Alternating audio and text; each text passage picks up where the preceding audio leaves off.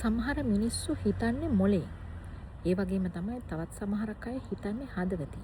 මොලෙන් තීරණ ගන්න අය සමහර වෙලාවට හදවතිනුත් තීරණ ගන්න අවස්ථා එනවා. මේ මොලෙන් හිතන අය ඉන්නව නේද? මේගොල්ලෝ ගාව හැඟීම් හරිම අඩුයි.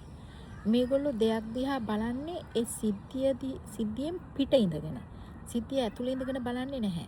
එතකොට මේගොල්ලෝ ගොඩක් වෙලාවට තර්කානුකූලයි. මේගොල්ලෝ යම්කිසි සීමාවක් ඇතුළේ ඉඳලා තමයි යම්කිසි තීරණයක් ගන්න. ඒ සිද්ධිය දිහා. එතකොට මේගොල්ලෝ විවේචනය කරනවා.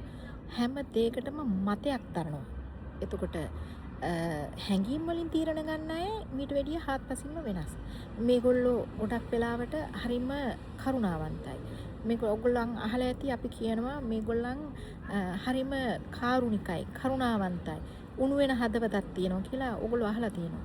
මේගොල්ලෝ හොඳ නරක ගැන හැම වෙලාවෙම සැලකිලිමත්. එතකොට තව කෙනෙකුට රිද්දන්න කැමති නැහැ. හැම වෙලාවෙම අනිත් කෙනාගේ සුව පහසුව ගැන හිතනවා. අනිත් අය ගැන හිතන අය. ගොඩක් වෙලාවල් වලට ගැටුම් වලට යන්න කැමති නෑ මේගොල්ලෝ.